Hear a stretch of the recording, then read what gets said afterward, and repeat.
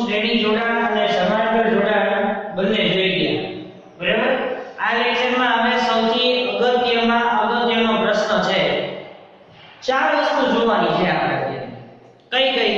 બે વ્યાખ્યા અને બે નિયમો। વ્યાખ્યા પહેલી શું છે? જંક્શન। બીજી વ્યાખ્યા છે લૂપ।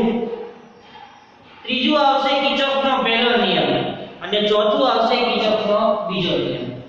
તો વિદ્યાર્થી મિત્રો, સૌથી પહેલા કિર્ચોફનો પહેલો નિયમ તમારે સમજવો હોય તો એના માટે જંક્શન ની વ્યાખ્યા ખૂબ જ અગત્યની છે। તો જંક્શન એટલે શું અને એને કેવી રીતે દર્શાવી શકાય એના વિશેની આપણે ચર્ચા કરીશું।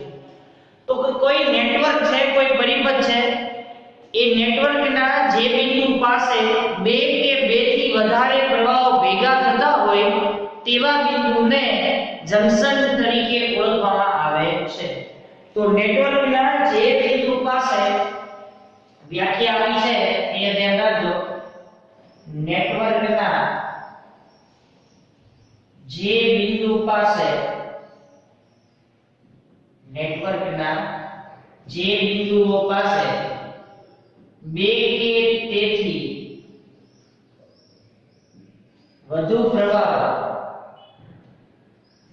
ભેગા થતા હોય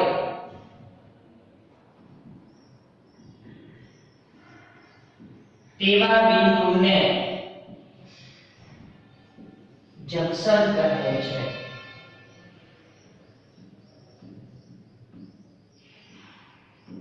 શું કહેવાય? જંક્શન। તો દાખલા તરીકે મારે આકૃતિ ડ્રો કરવી હોય તો હું કઈ રીતે ડ્રો કરીશ?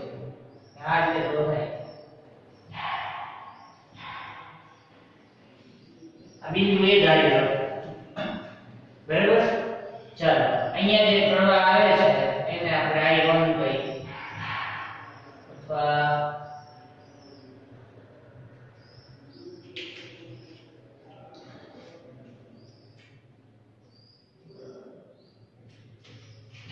એ ધ્યાન રાખજો।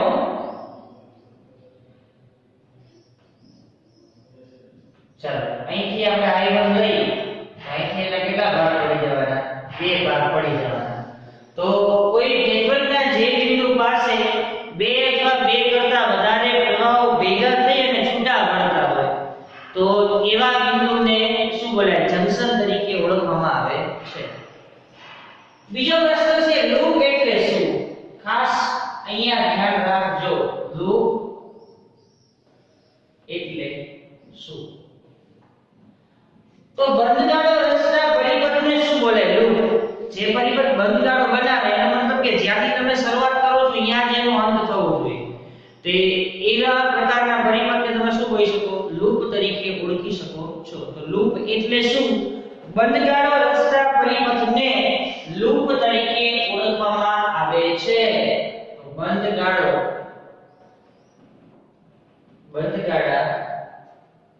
રચતા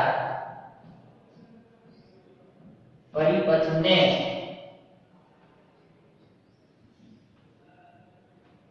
લૂપ તરીકે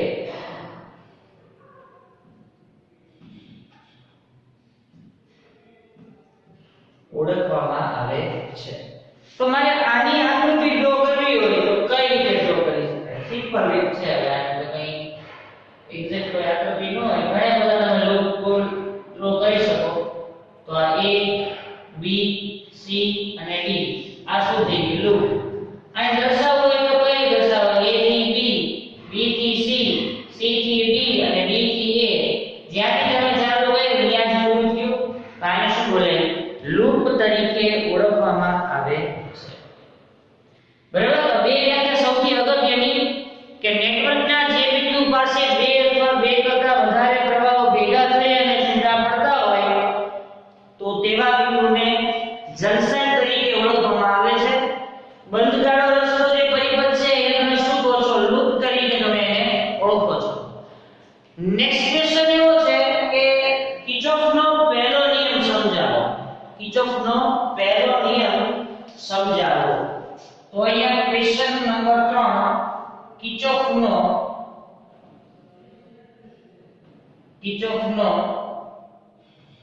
પહેલો નિયમ સમજાવો.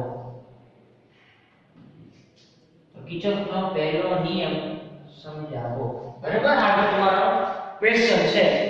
હવે આની જે આકૃતિ છે એ પહેલા હું તમને ડ્રો કરી દઉં. બરાબર, કે આકૃતિ કેવી રીતે છે અને એમાં એનો કઈ રીતે ઉપયોગ કરવો એ આપણે અહીંયા જોઈ લઈએ પહેલા. તો વિદ્યાર્થી મિત્રો, આ એની આકૃતિ હું ડ્રો કરું છું.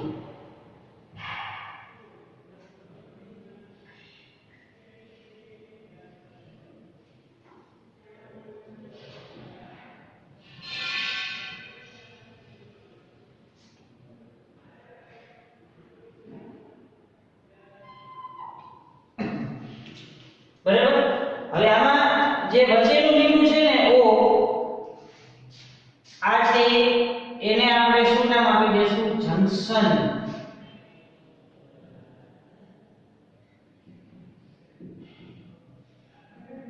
જંકશન બિંદુ.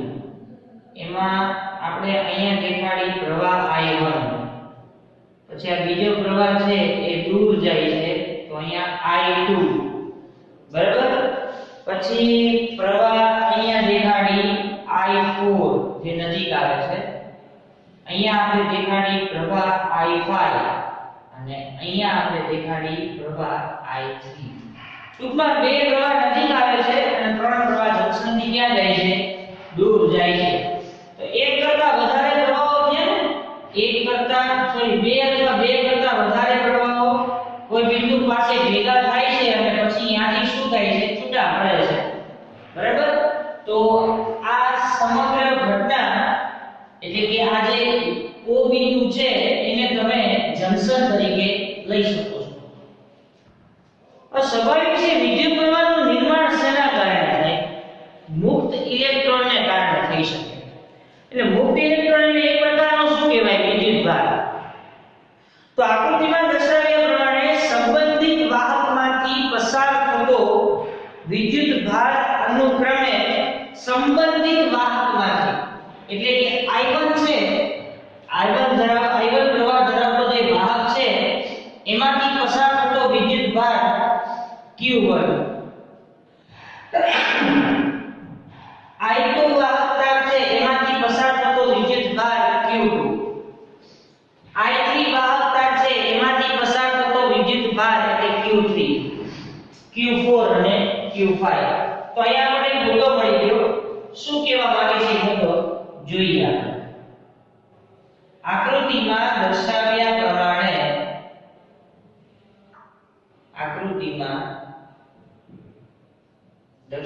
મુજબ સંબંધિત વાહકમાંથી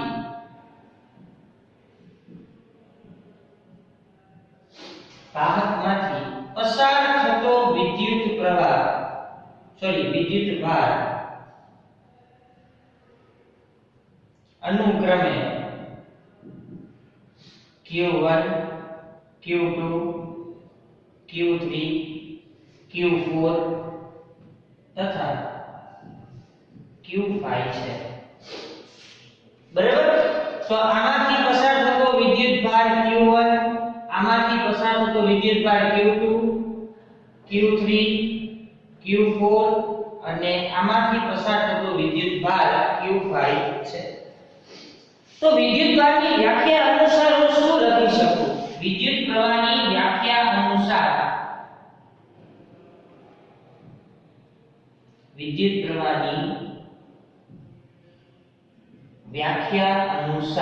આ રીતે લખી શકાય. I1 બરાબર Q1 છેદમાં T. તો Q1 બરાબર શું થાય? I1 * T. આવું થઈ જાય. ચાલો વાત બીજા માટે લખવું હોય તો શું થાય? Q2 બરાબર I2 * T, Q3 બરાબર I3 * T, Q4 બરાબર I4 * T અને છેલ્લે Q5 બરાબર I5 * T. ટૂંકમાં આ વ્યાખ્યા અનુસાર બધા વિદ્યુત પ્રવાહ તમને મળી જાય. બરાબર, ચલો વિદ્યુતભાર સંરક્ષણનો નિયમ શું કહે છે? વિદ્યુતભાર સંરક્ષણનો નિયમ આપણે ચેપ્ટર નંબર 1 માં જોઈ ગયા કે વાહકની દ્રષ્ટિએ વિદ્યુતની દ્રષ્ટિએ અલગ કરેલા તંત્રમાં ગમે તે પ્રક્રિયા થાય છતાં તેના વિદ્યુત ભારનો બેઝિક સરવાળો અચળ રહે છે. અચળનો મતલબ અહીં શું લેશું આપણે? શૂન્ય. તો વિદ્યુતભાર સંરક્ષણના નિયમ અનુસાર ખાસ ધ્યાન રાખજો એનો વિદ્યુતભાર સંરક્ષણના નિયમ અનુસાર વિદ્યુતભાર સંરક્ષણના નિયમ મુજબ વિદ્યુતભાર સંરક્ષણના નિયમ મુજબ બધા જ વિદ્યુતભારનો બેઝિક સરવાળો આપણે શું કરવાનો છે? શૂન્ય કરવાનો છે. તો સૌથી પહેલા હું અહીંયા વિદ્યુતભાર Q1 લખું છું, -Q2 લખું છું, -Q3 લખું છું, +Q4 લખું છું, -Q5 લખું છું, બરાબર કરીને શું લખું છું? 0. તમને એમ કહે સાહેબ સરવાળો 0 થાય છે, તમે વચ્ચે નિશાની માઈનસની કેમ રાખેલી છે? તો સૌથી અગત્યનો હવે મુદ્દો આવે છે કે તમે એક જ આખા ચેપ્ટર દરમિયાન આ એક જ નિયમ યાદ રાખવાનો છે. અલગ અલગ દાખલામાં અલગ અલગ નિયમની કોઈ જરૂરિયાત રહેતી નથી, નહીતર દાખલામાં બહુ બધી ભૂલ થશે, પછી મને ન કહેતા. બરાબર? એક જ પહેલો તમે જે નિયમ જાળવો છો એ જ નિયમ અહીં જાળવી રાખવાનો છેક સુધી. તો શું કહું છું? ધ્યાન રાખજો. જે પ્રવાહ અથવા વિદ્યુતભાર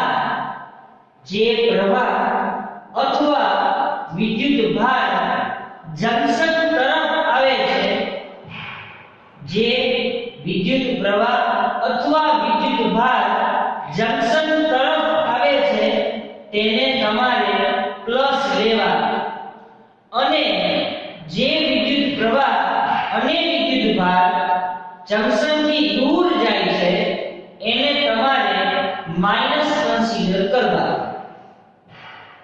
જે પ્રવાહ અથવા વિદ્યુતભાર જંકશન તરફ આવે છે એને તમારે પ્લસ લેવા. જે વિદ્યુત પ્રવાહ અથવા વિદ્યુતભાર જંકશનથી દૂર જાય છે એને તમારે માઈનસ લેવા. તો તમે જોઈ શકો છો Q1 જંકશન તરફ તો પ્લસ, Q2 જંકશનથી દૂર તો માઈનસ, Q3 જંકશનથી દૂર તો માઈનસ, Q4 જંકશન તરફ તો પ્લસ, Q5 જંકશનથી દૂર તો માઈનસ, બરાબર 0. થઈ ગયું?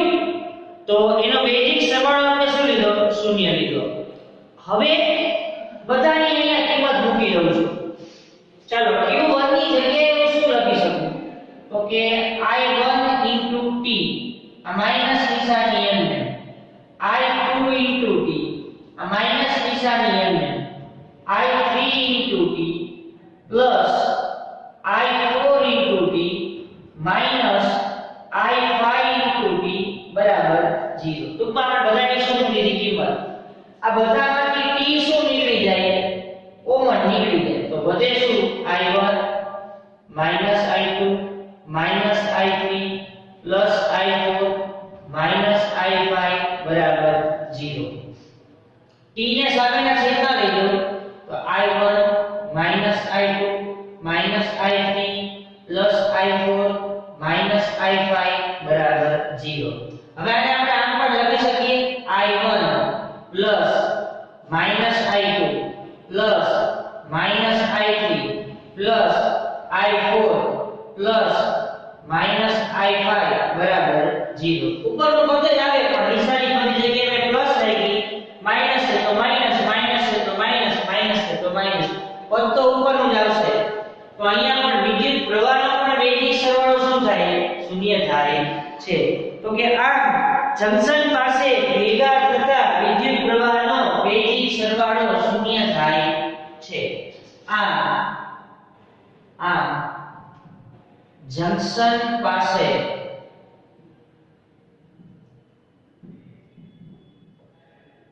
ભેગા થતા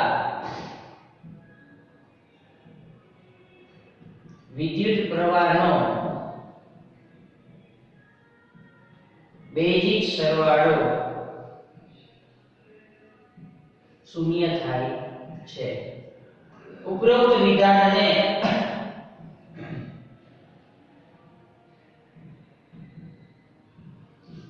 વિધાનને શું બોલાય? કિર્ચોફનો પહેલો નિયમ કહે છે. તો કિર્ચોફનો પહેલો નિયમ બધાને ખબર પડી ગઈ કે જંકશન પાસે ભેગા થતા વિદ્યુત પ્રવાહનો બેઝિક સરવાળો શૂન્ય થાય છે. થઈ ગયું? હવે આપણે જોઈએ છીએ કિર્ચોફનો બીજો નિયમ. તો સૌથી પહેલી અને અગત્યની વાત શું છે? આ કિર્ચોફનો પહેલો નિયમ છે ને જંકશન બિંદુ માટે લાગુ પડે અથવા જંકશન માટે લાગુ પડે. કિર્ચોફનો બીજો નિયમ છે ને ફરજિયાત બંધ ગાળા માટે લાગુ પડે. બરાબર? તો સૌથી અગત્યની નોંધ, કિર્ચોફનો બીજો નિયમ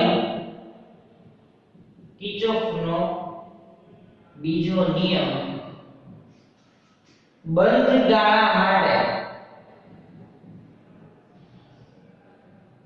માટે જ લાગુ પાડવામાં આવે છે.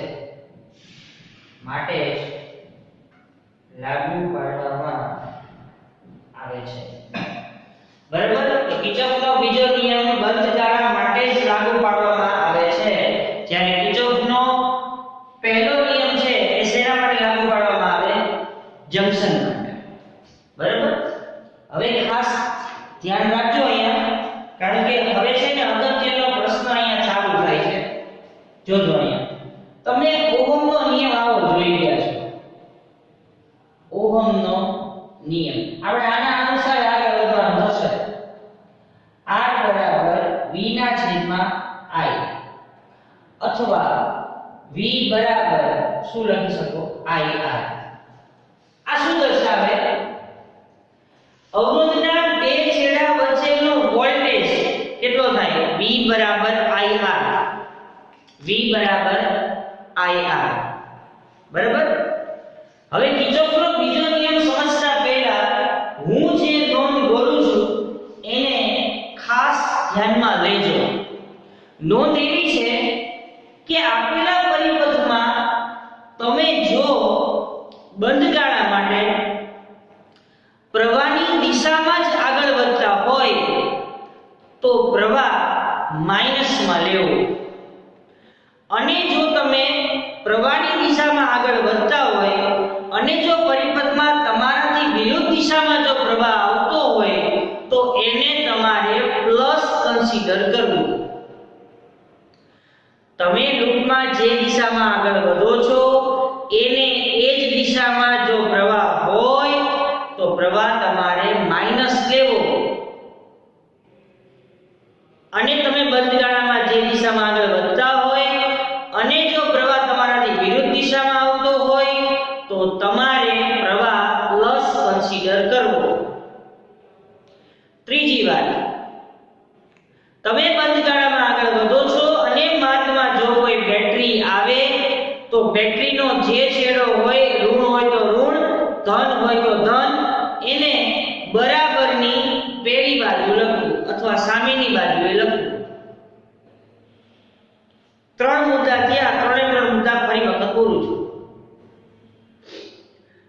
કિર્ચોફનો બીજો નિયમ બંધ ગાળા માટે જ લાગુ પાડવામાં આવે છે. આ પહેલી વાત. બીજી વાત એ કે બંધ ગાળામાં તમે જે દિશામાં જતા હોય અને પ્રવાહ પણ જો એ દિશામાં હોય તો પ્રવાહ માઈનસમાં લેવો. બંધ ગાળામાં તમે જે દિશામાં આગળ વધતા હોય અને પ્રવાહ જો તમારાથી વિરુદ્ધ દિશામાં આવે તો એ પ્રવાહને તમારે પ્લસ કન્સિડર કરવાનો. ચોથી વાત, તમે કોઈ પરિપથમાં આગળ વધો છો, બંધ ગાળો દર્શાવે છે અને માર્ગમાં કોઈ બેટરી આવે છે તો બેટરીનો ધન છેડો હોય તો ધન, ઋણ છેડો હોય તો ઋણ, એને એમ જ રાખવાનું, પણ બરાબરની પહેલી બાજુ લખવાનું. બરાબર? પાંચમી વાત, જ્યારે કોઈ અવરોધમાંથી પ્રવાહ પસાર થશે તો એ અવરોધના બે છેડા વચ્ચેનો વોલ્ટેજ હંમેશા ઓહમના નિયમ અનુસાર એટલે કે V બરાબર IR અનુસાર લખવું. તો હવે કિર્ચોફનો બીજો નિયમ બંધગાળા માટે લાગુ પાડવામાં આવે છે. બરાબર? આકૃતિમાં બંધગાળો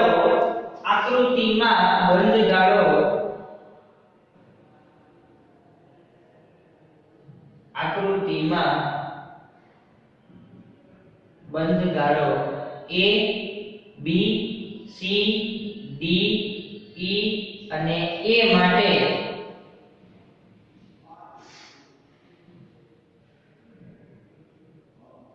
કિર્ચોફનો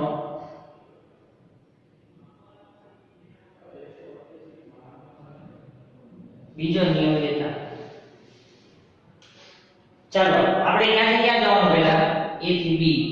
ચાલો આ A થી B તમે આગળ વધો છો તો આપણે જઈ છીએ A થી B. પ્રવાહ એક દિશામાં છે તો પ્રવાહ એક દિશામાં હોય તો શું આવે? માઈનસ. પણ આ બિંદુથી લઈ અને આ બિંદુ સુધી વોલ્ટેજ મારે લેવો હોય તો વોલ્ટેજ V બરાબર શું થાય? IR. પ્રવાહ કેટલો પસાર થયો? I1 જેટલો. અવરોધ કેટલો છે? R1 જેટલો. પણ તમે જે દિશામાં લૂપ લીધી એ દિશામાં જ પ્રવાહ છે તો એનો મતલબ કે આગળ શું લખી શકાય? માઈનસ. તો અહીંયા શું આવે? Minus I1 R1. થઈ ગયું? ચલો વચ્ચે માર્ગમાં શું આવી? બેટરી આવી. બેટરીનો કયો છેડો આવ્યો? તો કે ઋણ. ઋણ છેડાને બરાબર કરી અને કઈ બાજુ લખવાના? પહેલી બાજુ. એટલે માઈનસ એપ્સિલોન 1. થઈ ગયું? ચાલો હવે અહીંયા સુધી પહોંચી ગયા. હવે આ B બિંદુથી લઈ અને C બિંદુ વચ્ચે વોલ્ટેજ V બરાબર શું થાય? IR. તો B થી C માં પ્રવાહ કેટલો છે? I2. અવરોધ કેટલો છે? R2. પણ તમે જાઓ છો B થી C, પ્રવાહ કઈ દિશામાં આવે છે? વિરુદ્ધ દિશામાં.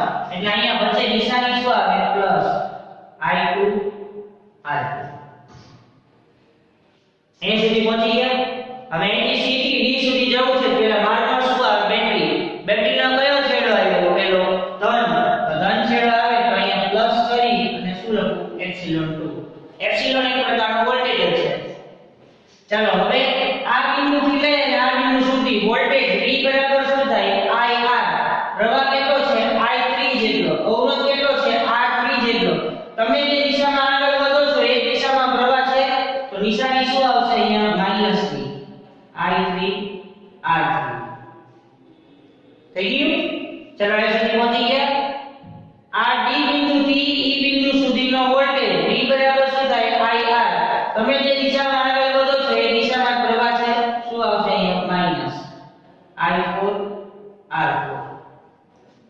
E થી A પ્રવાહ કેટલો છે? I5. અવરોધ કેટલો છે? R5. તમે જે દિશામાં આગળ વધો છો એનાથી વિરુદ્ધ દિશામાં પ્રવાહ છે. અહીં નિશાની શું આવે? Plus I5 R5. થઈ ગયું આટલું? બરાબર? તો આ તમારો થઈ ગયો કિર્ચોફના નિયમના બીજા નિયમનું સમીકરણ. હવે મારે કિર્ચોફનો બીજો નિયમ લખવો છે તો કઈ રીતે લખી શકાય? તો કે કોઈ પણ બંધ ગાળામાંથી પસાર થતા કોઈ પણ બંધ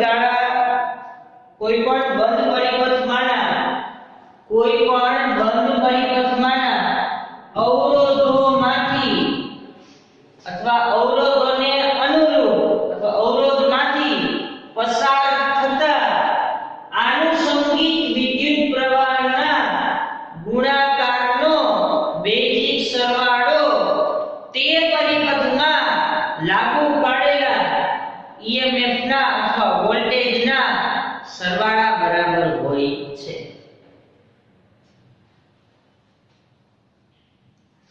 બરાબર? અહીં ધ્યાન રાખજો. કોઈ પણ બંધ પરિપથના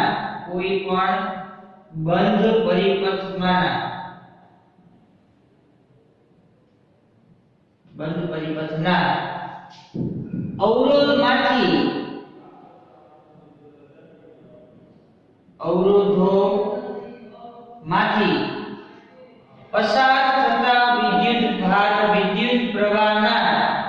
પસાર થતા વિદ્યુત પ્રવાહના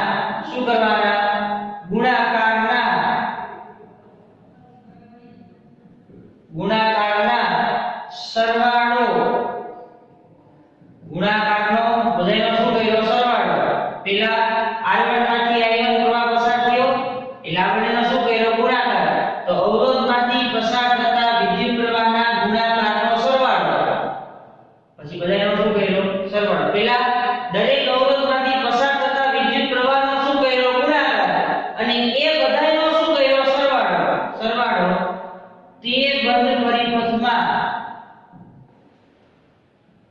બંધ પરિપથમાં લાગુ પાડેલા EMF ના સરવાળા બરાબર હોય છે. આખા પરિપથમાં કેટલી બેટરી લાગુ પડી? 2 એપ્સિલોન 1 અને એપ્સિલોન 2 એના સરવાળા બરાબર હોય છે. આ વિધાનને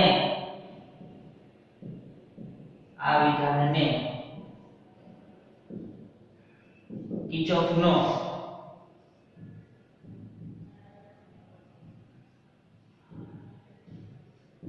બીજો નિયમ કહે છે.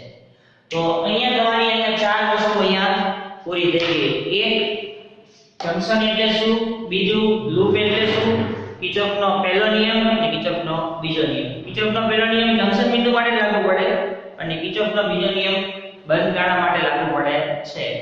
આના પછીના લેક્ચરમાં આપણે અવરોધના શ્રેણી જોડાણ અને સમાંતર જોડાણના સ્વાધ્યાયના જે દાખલા છે એ આપણે જોશું અને સાથે સાથે આ કિર્ચોફના બીજા નિયમના પણ દાખલાનો આપણે અભ્યાસ કરવાનો છે. Okay, thank you.